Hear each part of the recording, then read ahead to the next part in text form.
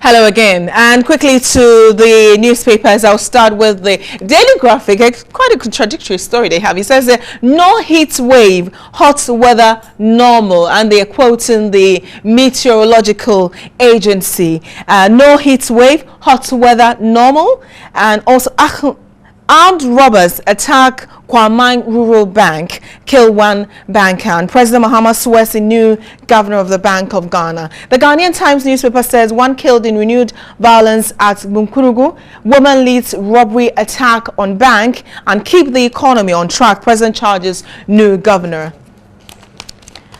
They find a newspaper, okay, it doesn't have headline, but if you open, talks about President Mahama swears in BoG governor and deputy, and government supports KNUST with $12.9 million laboratories. All right, so that's the Finder newspaper. Today says Shraj probes 2 MCEs over Assembly's fund. BNFT says housing developers want EDAF type of fund. And also 500 million cedi domestic bond ill-timed. Economy dying amid high interest rates, business day, and also Daily Guy saying that Mahama tightens security with dogs, bodyguards. Okay, so this morning we will be looking at the job creation figures given out by the government. It was captured by the BNFT and the Finder newspaper this morning. Unfortunately, I think it's not part of the papers I received here, but we'll get that paper in a bit. And also, we'll talk about the governor of the Bank of Ghana, what challenges lie ahead. Let me introduce my guest who helped me in doing the discussion for this morning. I will introduce Obi Amwa Osei-Bonsu. You know, this morning when I saw Osei-Bonsu, I was like, Osei-Bonsu. Oh, Obi Amwa, we're so used to it. Good morning to you. He's the MP for Ekuapem South. Good morning and welcome to the show. Also, Felix Kwachiofosu, Deputy Minister of Communication. Good morning to you as well and welcome to the show. A little remark about Honorable Snip. I recall that I was on the vetting committee once at KNUST for, that's the University Hall, what do you call it? Leadership. Okay. And I happen to have asked one of the aspirants to give me the full meaning of the initials of his name. Initials of my name. Exactly. Yes. And it appeared that most people were surprised when the full name was called. It's something that most people do. I know. I see. It just struck me that. I think is it Henry Smith, defense? Yes, he said people say Joseph, Henry, Jacob, he will never correct anybody. Just leave it at that. So it happens. So good morning to you as well. Let's start with the issue about the economy. And the Ghanaian Times newspaper says here that keep the economy on track. President charges new governor. Mr. Obiama, let me start with you. Yes, we are in election year, and a lot of people believe that, election year governments will be kowtowed because of, promises and projects to go out of it. I mean, I've heard President Mahama say on numerous occasions that they will not be, whether pressure from labor, nobody can kowtow them to go outside of, what their plans are. And then a new governor comes in now. Do you see that really happening, or what challenges do you think that this new governor will face in the lead up to the November elections? Well, good morning again, and good morning to viewers. Sure. It's good for the president to talk about the economy to the new governor of the Bank of Ghana. Okay. And we welcome him. I'm sure he knows by now that there's a lot that he needs to do in helping to shape the economy. The challenge is that this is an election year, and in spite of all the assurances, 2012, after the elections, we had a deficit, very big deficit, in fact the highest as at that time, double digits. So the hope is that come 2016, government would not be pushed to spend just because it wants to stay in power. Okay. So that come 2017, the new government will have that major headache of reversing all that has been inflicted on us. So it's good, but if you look at the whole situation, you see that the governor has a daunting task. But even though it's not only him, the economic management team, the Minister of Finance, indeed the government itself, because whether we like it or not, we have high inflation. 19.5, which is the average. It's very high. And if they say 19.5, it doesn't mean that it's even everywhere. If you look at Accra, Greater Accra Central, you end up with 25 or so %. The average, which is 19.5. If you break it down, it's very high. And if you take the sectors to, let's say, utilities, transportation, etc., the figures are very high. And they contribute to the kind of economy we have. That's only one aspect. We have a very weak CD. Until recently, you're probably the second weakest in Africa. But even at this stage, if you look at the dollar to the CD rate, you still think that we have a weak CD which we have to address. We have other challenges. We just partially came out of this electricity crisis. Yeah. And this crisis has affected various sectors of the economy. Look at manufacturing. Manufacturing at the last budget was making negative 2%, which is a serious thing. Look at the agri sector. Agri last budget 0.04%, which is a serious matter. If you look at other sectors, even transport, hotels and restaurants, they were all recording negative figures. Okay. So definitely, you will see that this is not an economy which, even though the president will say is buoyant or resilient, this is not an economy which is resilient.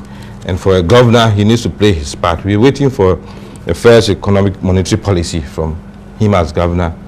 He should tell us the picture he has come to meet and how he intends to address some of these issues. But definitely, for an election year, if you look at our history, probably it's only in 2004 that after the election, or in that election year, we did not overspend as far as the figures were concerned.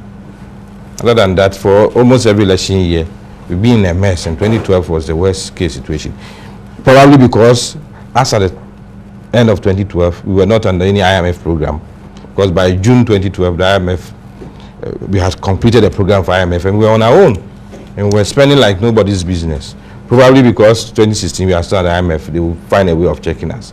I'm saying that for election year and for keeping the economy on track, as the president is saying, there's a lot that we need to do, and the figures are not looking good for us. Okay, for government, I was reading, and President Mahama says here that he would continue to enjoy the cooperation of government, and says that the IMF with the support. He talks about that. He says that bold initiatives as well as support from the International Monetary Fund, the economy was back on track, and that the trend needed to be sustained despite 2016 being an election year is often characterized by overspending. It's going to put a lot on your shoulders and that of the Minister of Finance, especially in the area of zero central bank financing for national budgets. The cooperation in terms of what? Not putting pressure on him to release funds, not putting pressure on him to do what exactly? Well, despite the expectation that a cordial relationship would exist between government and the central bank, we all do know that the central bank has autonomy in terms of monetary policy. So it is within that context that the president is speaking. In the past, we have tended as a country to rely excessively on the central bank to bail out government whenever, to put in a local balance, we have been hot or we have been short of cash. This time around, we have decided that there will be zero financing from the central bank. That means that government will not finance its deficits or expenditure through borrowing from the central bank. The Bank of Ghana Act says that we should not borrow beyond 10%. In other words, government financing from the central bank should not exceed 10%. In the past, we've exceeded it. But we are determined as a government to stem that tide and ensure that we do not do that. So we are fully committed to that zero central bank financing. Beyond that, while it is true that in the last 2 or 3 years, we've had some difficulty with the economy, the signs are that we are back on the path of recovery and stability. It is true that we incurred almost a 12% deficit after the 2012 elections. But even then, let me clarify that the commentary has tended to create the impression that it was out of reckless expenditure just to win an election. No, indeed, the factors that contributed to the deficit are set out at page 10 of the 2013 budget. If you analyze it, you'll find the biggest contributory factor was wage overruns of almost 2 billion Ghana cedis. And Bridget, if you pay workers to the tune of 2 billion Ghana cedis than what is budgeted for, what it simply means is that you put pocket in your money, not because you wanted to win an election, but there were demands that needed to be catered for because these impinged directly on the quality of lives that the workers of Ghana lived. And then there were shortfalls in corporate taxes, for instance. Revenues that we expected from oil did not come because production was lower than anticipated, and a whole number of issues that did not speak to any evidence at all that government was just interested in borrowing recklessly. Be that as it may, we have worked hard to cut that deficit from 12% in 2012. Last year, 2015, we recorded 7.1% deficit. It was even 0.2 percentage points lower than we even projected. This year, we are projecting 5.3%, which is significantly lower and puts us in the band that is universally acknowledged as what is optimal for any economy to have. So we've shown discipline as far as the deficit is concerned. Again, let me also correct an erroneous impression that came out of Honorable Obiama's presentation. It's not deliberate, you cannot fault him.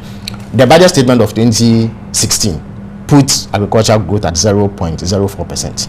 Now let me indicate that that figure has been revised, and very soon the Statistical Service will put forward the equivalent. What happens is that they took into consideration only the first 2 halves. That was the first 6 months of the year. Now, when they computed the remaining 6 months, and you know that agri activity actually picks up in the latter part of the year because of weather patterns and all that. So the figure actually came to 3.2%. And when they release the final figures, that should become apparent. So that is it. Of course, 3.2% is not the kind of growth we want to see. We want to see higher growth than that. But it is certainly higher than what was actually reported in the budget. That said, it's also necessary to put into context our economic trajectory over the years. Because of the difficulties we've had, the narrative has been that for all 6 or 7 years that the NDC has been around, the economy has been in this state. That has not been the case. Indeed, some of the highest growth rates ever recorded in our history have been recorded over the period. Indeed, average growth in the last 7 years, or say 8 years, if you want to add this year to it, has been about 7.2%. Now, in the 8 years preceding that period, average growth was around 5.8%. Look at inflation. The highest or longest sustained level of single-digit inflation has been recorded in the period under review of 33 straight months. In the 8 years preceding that, single-digit inflation was achieved for just 1 month. Again, look at the external reserves. The highest external reserve of around 5.8 billion. Yes, you see, I wish we could. No, but you see, it's necessary. You see, the economy is not a static object. To analyze the performance of an economy, you need to look at a period. You need to look at what has happened over a certain period. If you look at specific points and isolate them for purpose of analysis, a clearer picture may not emerge. So I want to clarify that the economy has not always been in this state. There are factors that account for where we went into in 2012. But I've already demonstrated that we have come out of that and we are on the path of growth. Look at our currency. Last year, the first quarter of 2015, the currency depreciated by about 14%. This year, it has depreciated by 4%. And it has been at around the dollar, the CD has been at around 3.7, 3.8 to the dollar for, a lengthy period of time, which shows a certain stability which was not there before. So even as we discuss the economy and seek ways to make it more stable, we also need to factor in the progress that has been made. But like the president said, government remains committed to ensure that there's fiscal discipline and prudence so that we do not have some of the difficulties that we have had in the past. Okay, but Felix, just a quick one on it. The reason why I said, we stay on this is that, if you say the 8 years before that, you're just simply making an argument to say we are doing better or we're performing better. But performing better, it has to reflect in every facet. But I agree. You see, every facet. You see, the problem again. I'm speaking within a political context also, because sometimes you need to listen to the narrative. The impression is created that some people were better managers of the economy than we have currently. Okay. So I have simply situated my discussion within the fact. Fortunately, economic analysis is held within the context of specific indices that you cannot dispute, indices that are not based on anybody's opinion, they are objective. So it is on that basis that I did that analysis to show you that it's not like we've always been on a decline as a country. We've had difficulties, but we've had very good times too. Some of the best periods of our economy in the last 40 years have occurred in the 7 years or 8 years that the NDC has been around. All right. Yes. And then yesterday, just okay, my apologies, sorry. And then yesterday, the Minister of Communication, Dr. Omani Buama, put out an elaborate statement about what government, has done on the front of job creation or intends to, or some of the modules that are likely to take on. I think YA is supposed to take on some 100,000 persons, different categories, and of course that figure ought to be verified and stuff. Did that in any way allay fears about the growing concerns of unemployment? Well, thank you. In the first place, when Felix was talking about even the double-digit deficit, he said that they had to pay wages. Wages, yes. So that's short of that. Of course, were they owing? If you are owing, you have to pay. And because it's election year, if you are pushed to pay, it's part of your expenditure. Otherwise, you may not have paid, but you'll still be on your books. So if you forced to pay in election year, you don't come and give it that as an excuse for maybe shooting to double-digit. It's obvious. It's your liability. It's your obligation to pay, and once you pay, you should account for it, and if that gives you the figure, so be it. Now, of course, employment is also linked to the economy, and if government is saying, in one breath, they are saying that they've created 600,000 jobs. I think one figure actually puts it at 800,000. In the paper, I'm surprised it's not. I couldn't. Yes. In the morning. Again, we didn't put out any of the ballpark. So when it gets to I just wanted to. I think it's the media who. Well, last time I read. Yes, they interpreted and put that figure together. Yes, I realized that. Of course, that's why 800,000. Of course, if you list the sectors and say that we are planning to have this year, they will come. They just add it together and arrive at a figure. But in one breath, you get the impression that these jobs have been created. Then you read through, some of them are supposed to be initiatives. Sure. That's why we heard an economist saying that initiatives would not necessarily mean that you create those jobs. Then they even pick on certain items like sewing of school uniforms. And then say that because we were planning to sew so many school uniforms, 2 million school uniforms, obviously it would have created jobs. What is the number? They are not able to say. And I'm not surprised, because some of us in Parliament, I remember very well when they started this whole school uniform business. After a year or so, I put in an urgent question as to how many have you projected to even sew? How many people have you engaged in sewing this? The material, were they imported or made here? All those answers never came as I sit here. So obviously, you'll be throwing in figures which you may not be able to even justify. Now, the other aspect of it is that if you look at what I was saying about the sectors, it's obvious that for employment, the formal sector employs only about 12%. The informal sector, 88% or more. And if for the informal sector, they are not doing well, obviously it will affect employment. If manufacturing is weak, if the energy crisis has affected industry, manufacturing, if agric is weak, if the service sector, some parts are not doing well, if it's showing negative, then obviously it will be difficult for you to employ. And so if you come and tell us that you've employed so many people, which sectors are you looking at? Then you tell us youth in agric. Youth in agric, you give us a figure. Then you tell us free zones. We expect people to be employed because we've registered or licensed we're giving pharmaceuticals some money. Free zones companies. You may be, yes, giving us a picture to let it look rosy, but the reality on the ground is that as I go around in my constituency, if I pick that as an example, every forum that you organize, every young person who raises his hand to speak, the first thing he says is employment. Okay. The first thing that is employment. So it means that employment is a major issue for us, and we should find ways of tackling it than to create the impression that as far as the government is concerned, things are looking good, things are rosy. It's not the reality. Okay. It's not what is on the ground. Just a quick one on it. You talk about the fact that yes, it's important. I mean, there's no doubt about that. Yes. But isn't it important to also for the government to put it out there that it's not like nothing is being done about unemployment. Indeed, we're doing ABC. It might not be enough, but we're doing something. Well, that's what I'm saying, that you may be doing something, you have to say it, but the average person will have to feel it. if the average person, if the young person, apart from even graduates, now graduates, sometimes we only look at those who have finished the university, but a lot of people who have finished senior secondary and they've not moved on, and they also need jobs. If you put all these people together, it means that there's still a lot that we need to do. And if we create the impression that, oh, probably it's because of politics that some of us are raising those issues, then we will not even be fair to the issues. Because, as I said, if you go on the ground, there are those who have finished secondary school who are idle, and they are in the adult class.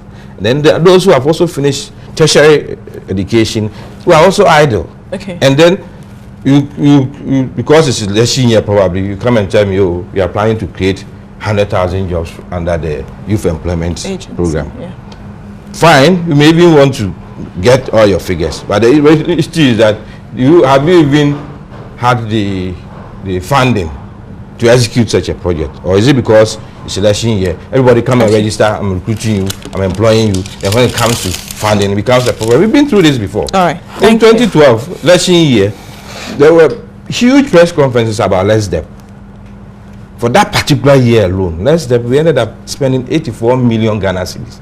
In dollar terms, that time, it was more than $50 million. Okay. What happened to less debt? After election year, less debt collapsed to the extent that now Minister of Finance said that they are no more interested in less debt. What happened to all that kind of investment? All right. So we should be cautious when it's election year. We throw in all those things and promise the moon because it's election year. But when it comes to delivery, these are the problems that we face. And I'm saying that an economy not doing well, it will be strange and miraculous to say that economy is not doing well, but employment is doing well. All right. And Felix, what was the motivation behind this statement? Yes, let me put it in context once again. In fact, if you read the statement itself, we make it clear that as a government, we acknowledge that unemployment is a major issue. And that it is not even just a Ghanaian issue. It's a global phenomenon. Even advanced economies are struggling with the phenomenon of unemployment. Therefore, we welcome discussions on the subject with a view to finding solutions to it. Nonetheless, it is also important to establish clearly what has been done in order that persons who may be unaware of the opportunities that exist in various parts of the economy may also want to take advantage of it. Okay. And then also we show clearly that we have the capacity and willingness as a government to create more jobs. So it is within that context that this was done. It was not an attempt to paper over the issue and create the impression that all was rosy. Indeed, unemployment is a big problem. The unfortunate thing is that we all seem to hold a discussion in a vacuum because of the absence of a body of data from which we can tell that this is the exact number of people who are not employed. Okay. But certainly you can do something about collating figures on who has been employed, at least within the formal sector. And that is precisely what we have sought to do. Now, if you look at the things that we listed, we are very, very specific and detailed about what has been done in what sector. There's very little on what we are going to do going forward. But an overwhelming majority of the instances we cited are things that we have done or are on the verge of completion. And then in the tail end, we speak about what we'll do going forward. So, with your kind permission, let me list a few. I know that time is of the essence to you. For instance, we spoke about EDIF, which is the Export Development and Agri Investment Fund. Sure. That between 2013 and 2015 has pumped in about 245 million Ghana cedis to about 125 Ghanaian companies involved in the manufacture of pharmaceuticals, rice production, poultry production, textile production, and what have you. And this has led to expansion in the businesses underlisted. And definitely, it has created scope for employment to be created. There's what we call the Skills Development Fund. And Honorable Obiama spoke about young people, some of whom may have come out of senior high school and were unable to continue, but require jobs. They may not possess readily skills. So there's a program that we call the Skills Development Fund, under which in the last 3 years, 150 million Ghana cedis has been devoted. And so far, 93,600 such people have been trained by a total of 654 Ghanaian businesses, associations, and what have you. And once they are empowered with skills, they are then able to fend for themselves. Again, if you go to an area like the oil and gas sector, since 2010, currently, there are about 7,000 Ghanaians who have been employed along the value chain, right from production to auxiliary services and what have you. And then there are some, yes, go ahead. Mm-hmm. No, you go ahead. Then there are some, there are some industries that had either collapsed or were not functioning that have been revitalized, and others have been set up anew. For instance, the Kumasi Shoe Factory, we all know, it used to be vibrant about 3 or 4 decades ago. It collapsed. We've reinvested some capital in it, and currently they employ 200 people under the auspices of DHOC, which is a holding company belonging to the Defense Forces. Then there's a Ghana National Gas Company. Currently they employ 265 permanent staff. And there are also other people who are engaged in auxiliary services to this particular company. For instance, they have an offshoot that deals with LPG evacuation. And along that value chain, a number of jobs have been created. There's a Youth in Agri, which is a long-standing project that has 81,000. But the free zones. Yeah, when I read Youth in Agri about more than 80,000. Absolutely. In 2013 alone, when they did the last recruitment, they employed 23. Sorry. Okay, you finished. Yeah, 23,000 young men. And basically, it's a block farming concept where they are given implements, they are supported to set up their own farm. Then the free zones board that Honorable Obiama talked about, we were very specific. We said that between 2013 and 2015, at least at the end of 2015, 69 companies have been licensed. Not just licensed, but they had actually rolled out and they are started. There's a tall list of people who have been licensed. And amongst them, they employ about 16,000 Ghanaians. Well, the figures given to you by the we have collated. I'm asking because yesterday, for instance, when we spoke to an economist, I mean, because we've got to verify the figures. You see, again, mind you, all these agencies, at least to the extent that they are governmental, work under specific agencies also. So they report regularly on their activities, and there's a process for verification. So we didn't just get up and take figures they give to us. We ensure that the figures were entirely. So why don't they do this often? Well, if, for instance, you have, because I mean, well, hold on a moment. For instance, I think in February, is it February or January? I stand to be corrected on this.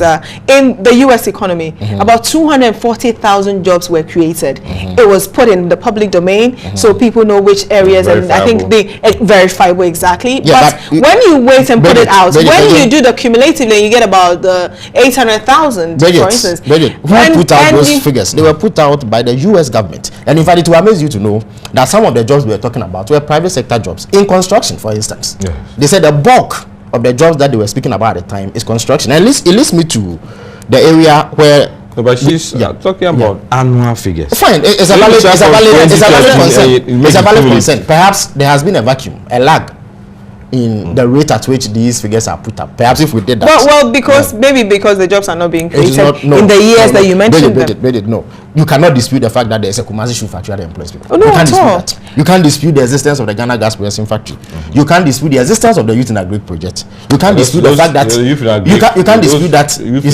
We need to verify. Let me land. You can't dispute the fact that there's a free zones enclave where companies set up who employ people. That cannot be disputed. You can't dispute the existence of the Skill Development Fund. It is money that came from abroad, actually. World Bank funded project.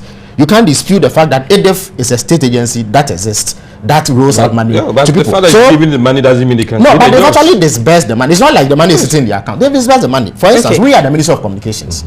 We have a business process assurance center. We just finished it. It's around the Kwame Nkrumah interchange. And if you go, there's a sprawling complex that will create opportunities for about 10,000 people, both directly and indirectly. It will create an opportunity for 10,000 people. The Youth Employment Agency is expected to employ I don't know why you are not focusing on it. Listen to the point I'm making. No, Felix, I'll let you have a moment. One moment. I'm just a moment. That when you say we will, expected to. Yes, you are saying that the opportunity will be created. It's not being created. But so what basis are you saying is I've told you about the completion of a project. You've not been there to verify. And that haven't been done. No, listen, I spoke about BPU. Yesterday I read the report as well. When I started, I told you that we have spoken about things we have done concretely on the ground. And then things that we have just done, or things that we are on the verge of completion, and then things we will do in future. I have recited a tall list of things we have done, actually. Then I mentioned the BPO, which we have actually done. It's a complex. It's a state housing corporation just behind it. You can take a trip. You can take your cameras and film it. We didn't do it so that it becomes a white elephant. We're absolutely certain about what we're doing at the Ministry of Communication. So it is there. We will take it over in a matter of weeks. Once we take it over, we received a tall list of applications from people who want to use the center. So I'm telling you things that we have actually done. If you go to the Tema ICT Park, the free zones area, we've also completed another building. We call it an IT-enabled services building. it has been taken over by somebody that you will know. I will tell you of a. It's not going to know that yet. And he has employed. Listen, he has employed 200. He has employed 250 people who are engaged in business process outsourcing. As I speak to you, it's something that you can verify. Then there are construction jobs.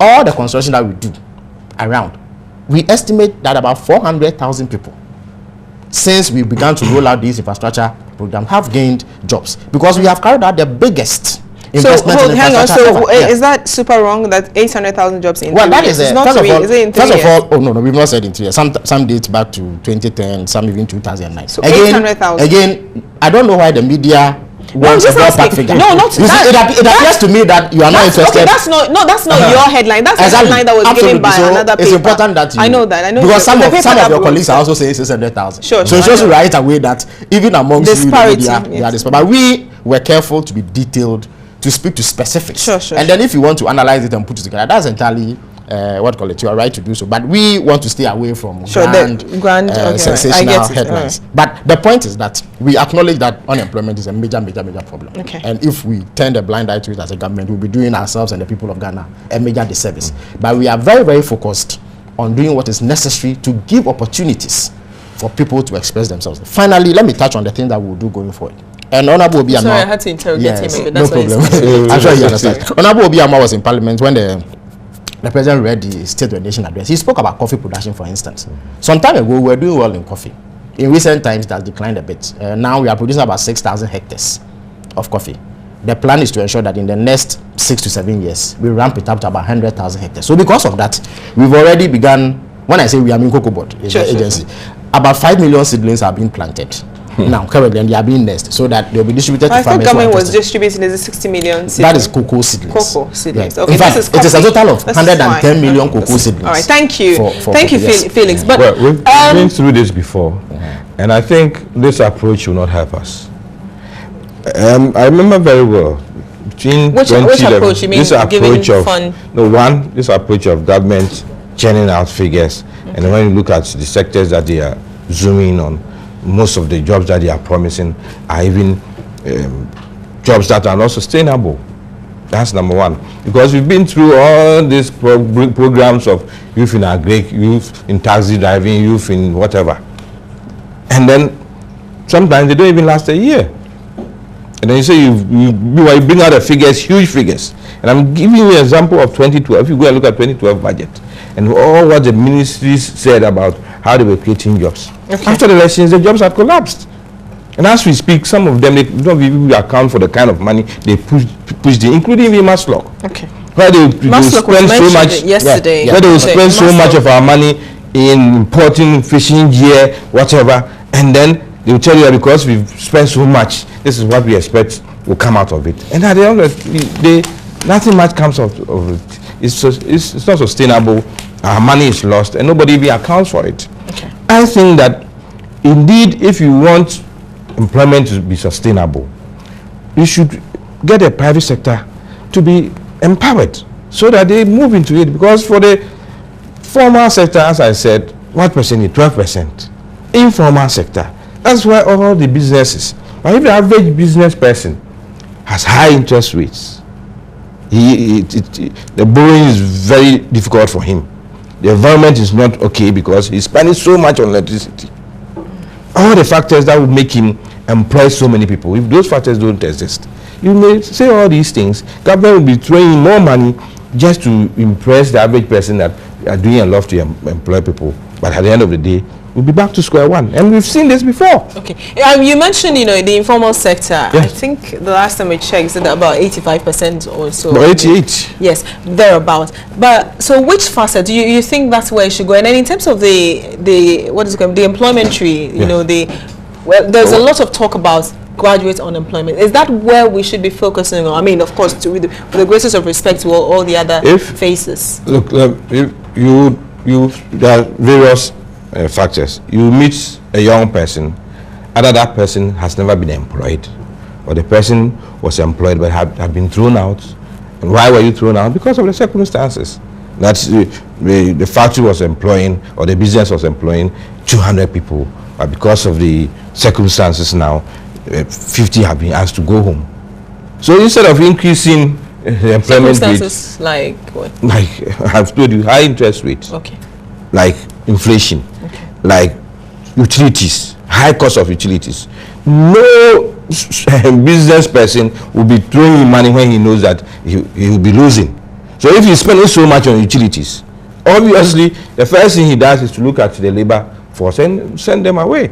And that is really affecting our system. So if we don't find the right environment for people to go into business and employ more people, this ad hoc measure of youth in agric and less depth and those things, you'll just be throwing money away. But it's expected to arm them. They learn something from it. Youth skills they can go. Youth in agric. If you not just youth in agric, but all the other modules. In your budget, modules, not just. If in your budget, you spend 217 million on capacity building from oil money, and then you give only 21 or 24 million to agric.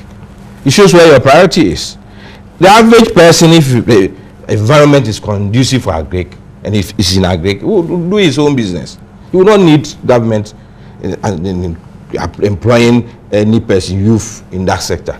If you go to the agric sector, like even my place, what they complain about are one, high cost of agric inputs. And if the environment is not conducive, obviously they will be jobless. And it cuts across. I'll give you all the factors that will show that average sensible business person will not be throwing good money after bad money. If he thinks that if I'm good, that's why import is the most lucrative thing, because it's going to cost me so much to manufacture this product here, and I can import and just put on my profit and move on. They will do it. That's also destroying us, because we've got to make it very attractive. Yes, and if your manufacturing sector is negative 2%, then it shows that you have a problem. Okay, all right. If your agri sector, even though he's saying that now it's coming up, it's still very low if you compare it with the figures. So if your major sectors, hotel and restaurants, why are we negative 3.8%? Why? Because the environment has not been good for them. Apart from all these crises, the utility services too are very high. And once the environment, as I say, environment is not good, you are not going to overnight create huge employment figures for everybody to. Your best bet is to bring out these ad hoc measures and then tout them that we've created 800,000 jobs. Most of the jobs, I still insist that if you go through our budgets, most of them are ad hoc jobs. People on the streets, youth in police, youth in sanitation. The kind of money we've pumped into these sectors, probably if we had even concentrated on manufacturing, we'd have had better permanent jobs, more jobs for the young people than this. Come and register. Everybody will come and register. We are employing people, youth in security, youth in agri, youth in this. After a year or two, the whole thing collapses. Okay, all right. Thank you very much. Felix, even before you go on about the graduate unemployment, where it's actually you hear things like there's even an association of graduates unemployed nurses, and then there's an association of graduates unemployed, the unemployed graduates association. I mean, that's got to be worrying. How does government take cognizance of all of that? Ordinarily, any nurse or doctor or teacher trained should be employed, so they don't fall into that category. They call themselves the graduate unemployed nurses. I'm not using. Well, it is not because there's no job for them. Sorry. I think that government has explained time and again that there are problems with their posting, not that places do not exist for them to go. In fact, this time we have even more demand because we are increasing the number of health facilities across the country. So the demand there is overwhelming. Fortunately, some of the issues that militated against the immediate employment have been addressed, and thousands of them have been cleared. But just yesterday, it's about 3,000. 2,271 nurses are planning to demonstrate. Yes, from about a month. About a month ago, about 3,000 of them were cleared to be employed. When I heard, I was thinking they are different. So this is a new group. There are two categories of trained nurses, and I'm sorry that let's not digress. Let's just. But I just wanted to clarify that DS is entirely separate from the regular unemployment. So let's stay on the graduate unemployment. Again, Honorable Obiama made a point about the private sector and their involvement. It is true. Government can only do so much, even though the general expectation is that government is the one that has the muscle to employ just about everybody who is ready to be employed. But it is really the private sector that does the business in terms of employing people. Even micro small, businesses. They employ 2, 3, 4, 5 people. When you add it together, it is quite significant. Now, we did not mention that, but there are statistics that you can rely on. If you go to SNIT, for instance, indeed, our checks show that between 2009 and 2015, June, there are about 19,000 businesses registered with them and started paying the contributions of their employees. Staff, yes. And about 364,000 such people have been engaged by these companies over the period. So there's evidence to show that the private sector is also doing its bit. Of course, even in the statement, we acknowledge the role of the private sector and express our readiness to partner them. For instance, after the challenge we had with electricity supply, we've launched a program to ensure that at least small businesses do not go through that difficulty again. So we've launched the roof solar top project.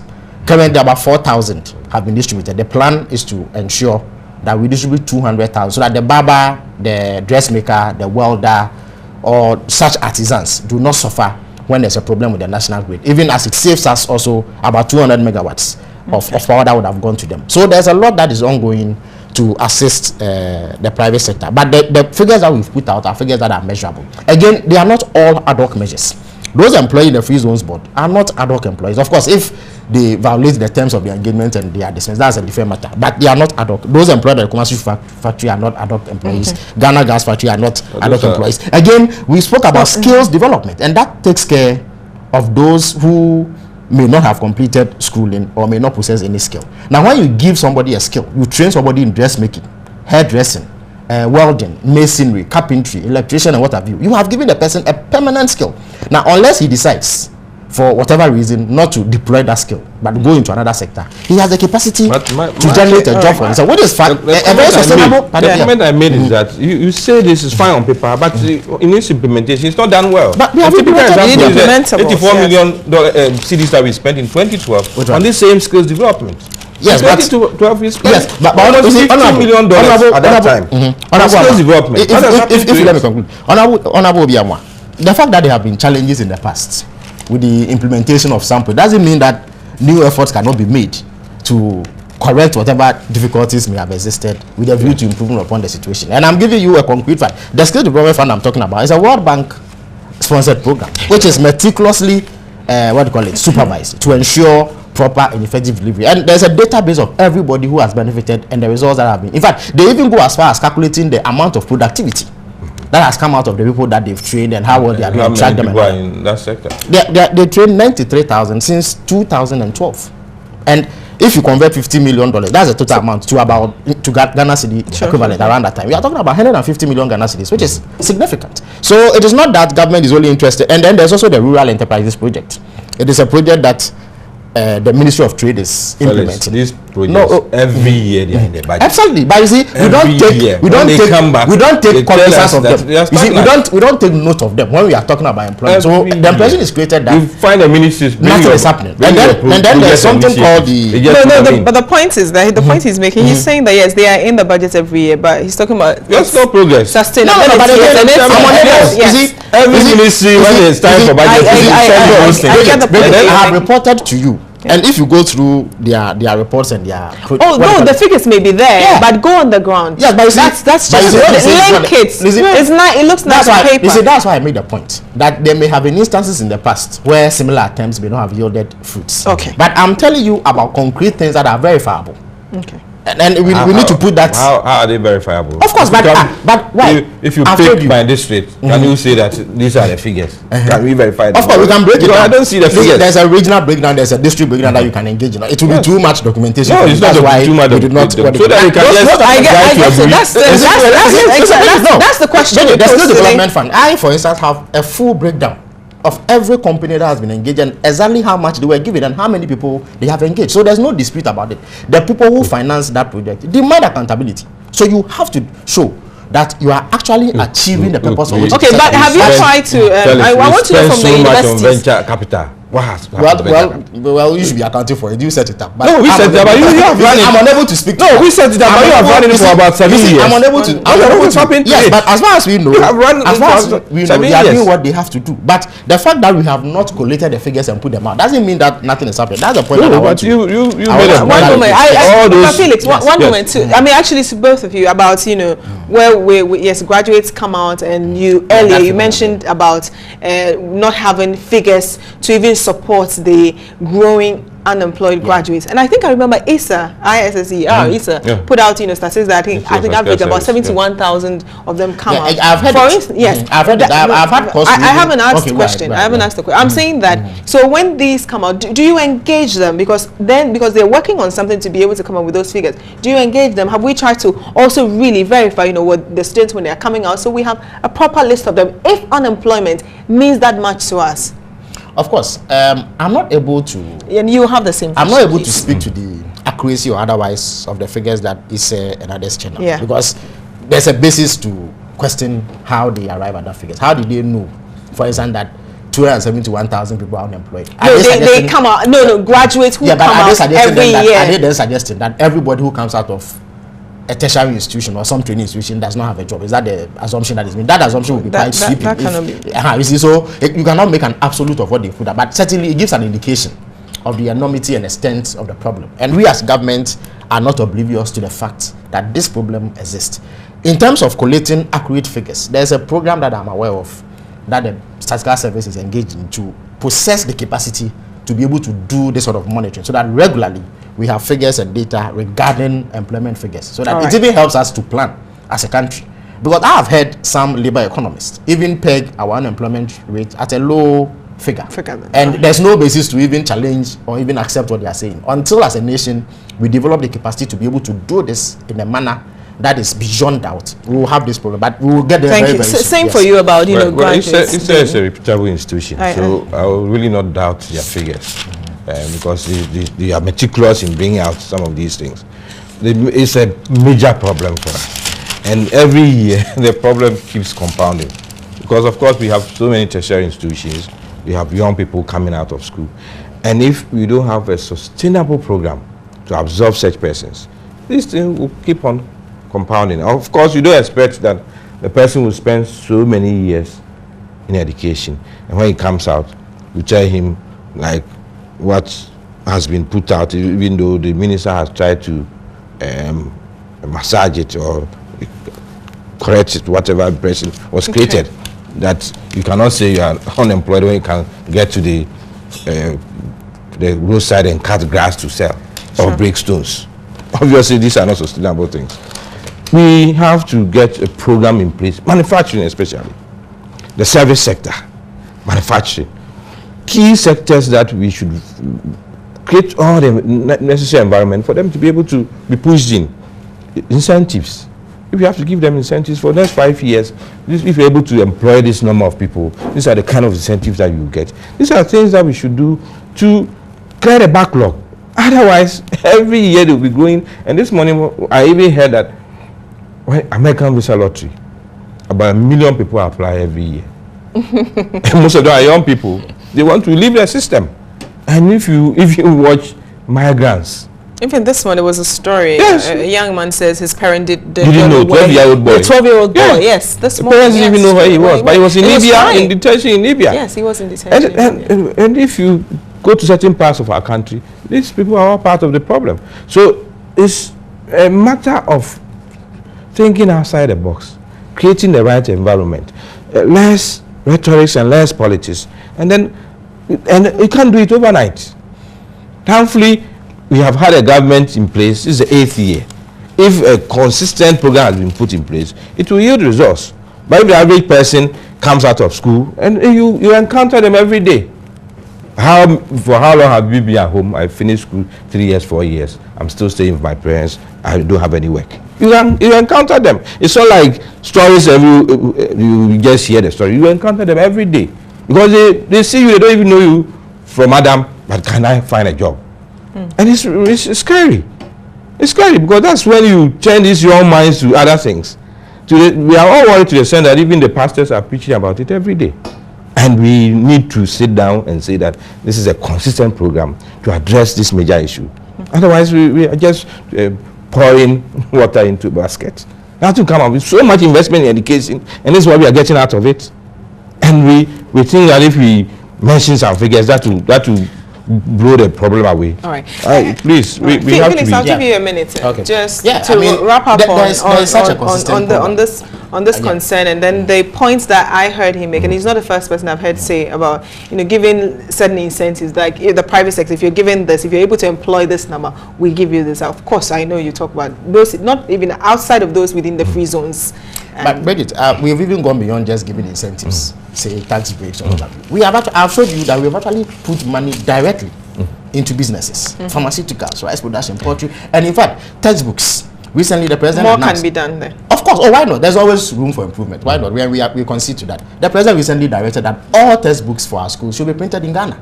In addition to this, government has actually waived. Felix, those things, some of them. Is it? With all due respect, you bring Indians here, you come and set up, and they crowd out the local people and say, "I'm doing local employment." This one is quite strict. You bring Indians in Ghanaian-owned businesses, indigenous Ghanaian businesses that are being given the contracts.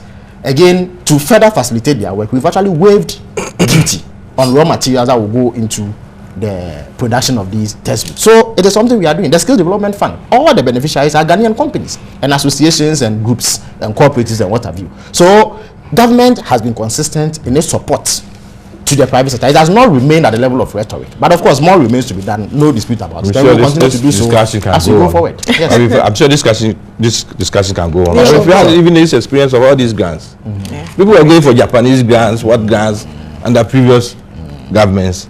At the end of the day, you give them money, so you tout it that, oh, you give them so much, they are going to pay so much. They can't even pay back. All right. Because the money is not utilized because of the environment. We should be careful we don't go the same. But these are grants, actually. They are not supposed to be paid. But what we look out for is that they expand and are able to employ people. Before otherwise, you just giving money out and then nothing comes out of it. Well, I guess we're all saying the same thing. All to advance the discourse and also put Ghana first. And that will do for our discussion this morning. Let me say a very big thank you to Osei Bonsu Amwa, member of Parliament for Ikea. Thank you very much. Lady in red. I love red. Yes. And also Felix Kwachio for Deputy Minister of Communication. Good morning to both of you as well. We'll take the news at 8. Thank you.